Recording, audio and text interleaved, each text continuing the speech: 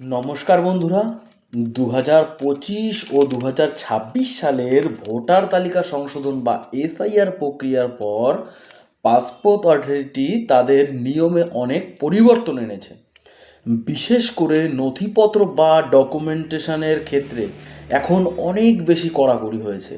আপনি যদি সামনেই পাসপোর্ট তৈরির কথা ভাবছেন, তবে আজকের এই ভিডিওটি কিন্তু আপনার জন্য অত্যন্ত গুরুত্বপূর্ণ। আজকে আমরা আলোচনা করব এটি সাধারণত 36 পেজের পাসপোর্ট করতে বর্তমানে কি কি নথিপত্র লাগবে এবং কোন ভুল করলে আপনার আবেদনটি বাতিল পর্যন্ত হতে পারে। পাসপোর্ট আবেদনের আগে নিশ্চিত করুন যে আপনার সমস্ত নথিতে আপনার নাম, জন্ম তারিখ এবং পিতার নাম যেন হুবহু থাকে। কোনো একটি স্পেলিং বা বানান সমস্ত ভুল থাকলে পাসপোর্ট অফিস আপনার কিন্তু অ্যাপয়েন্টমেন্ট বাতিল পর্যন্ত করে দিতে পারে। তো আপনার আধারের ছবির সাথে বর্তমান চেহারার কিন্তু মিল বাধ্যতামূলকভাবে থাকতে হবে। আধার কার্ডে পিতার নাম থাকা এখন কিন্তু বাধ্যতামূলক। বাজার থেকে তৈরি করা প্লাস্টিক বা পিভিসি আধার কার্ড গ্রহণযোগ্য করা হবে না।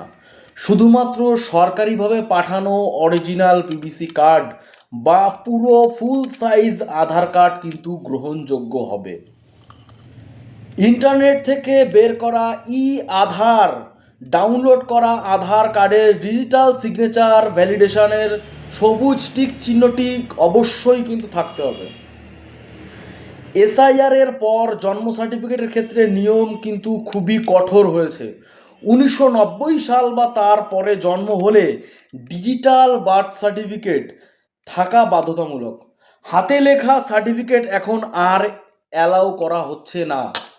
1989 সালের আগে জন্ম হলে জন্ম সার্টিফিকেটটিকে সব থেকে ভালো নথি, তবে সেটি না থাকলে মাধ্যমিক সার্টিফিকেট বা প্যান কার্ড ব্যবহার করা যেতে পারে।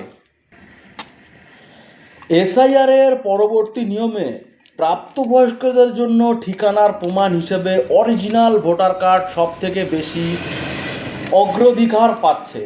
মনে রাখবেন, আধার কার্ড আর ঠিকানার প্রমাণ হিসেবে গণ্য করা হচ্ছে না।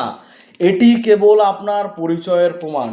ভোটার কার্ড না থাকলে বিকল্প ব্যাংকের পাসবই, ইলেকট্রিক বিল বা গ্যাস কানেকশনের বই ব্যবহার করা যেতে পারে। বিবাহিত মহিলাদের জন্য ডিজিটাল ম্যারেজ সার্টিফিকেট থাকা প্রয়োজন। না থাকলে অ্যানেক্সার যে ফর্ম ফিল আপ করে জমা দিতে হবে। চাকরিজীবী বা পেনশনরা যারা এগুলো পান, চাকরিজীবী বা পেনশন পান, সার্ভিস বুক, এনওসি বা পিটিও বুক সাথে কিন্তু আপনার রাখতে হবে। ডিভোর্স বা বিধবা যে মহিলারা আছেন, ডিভোর্স পেপার বা স্বামী স্ত্রীর অরিজিনাল ডেথ সার্টিফিকেট সাথে কিন্তু রাখা আবশ্যক। বাচ্চাদের ক্ষেত্রে কী নিয়ম?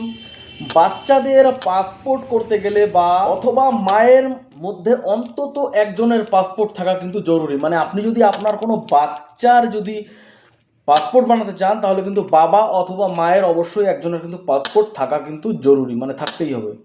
বাচ্চার জন্য ডিজিটাল বার্থ সার্টিফিকেট এবং বাবা মায়ের অ্যানেক্সার ডি ফর্ম লাগবে। বাচ্চা 5 বছরের নিচে হলে সাদা ব্যাকগ্রাউন্ডে তোলা 4 কপি ছবি আপনার কিন্তু সঙ্গে রাখতেই হবে। পাসপোর্ট বানানোর জন্য আপনাদের খরচ কত হবে? আপনি যদি প্রাপ্তবয়স্ক, মানে আপনি যদি 18+ প্রাপ্তবয়স্ক, যদি আপনি 36 পেজের যদি আপনি পাসপোর্ট নিতে চান, তাহলে কিন্তু আপনাকে গভর্নমেন্ট ফিস দিতে হবে হচ্ছে 1500 টাকা।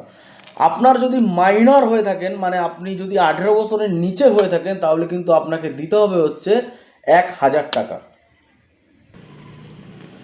সবশেষে বলবো, পুলিশ ভেরিফিকেশন পাসপোর্টের একটি বড় ধাপ, তাই সমস্ত নথি সঠিকভাবে রেডি রাখুন। আপনার যদি কোনো প্রয়োজনীয় প্রশ্ন থাকে, তবে কমেন্ট বক্সে কিন্তু জানান।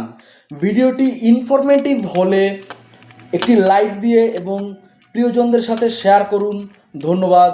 সবাই সুস্থ থাকবেন, ভালো থাকবেন। আবারও দেখা হবে পরবর্তী কোনো ভিডিও নিয়ে।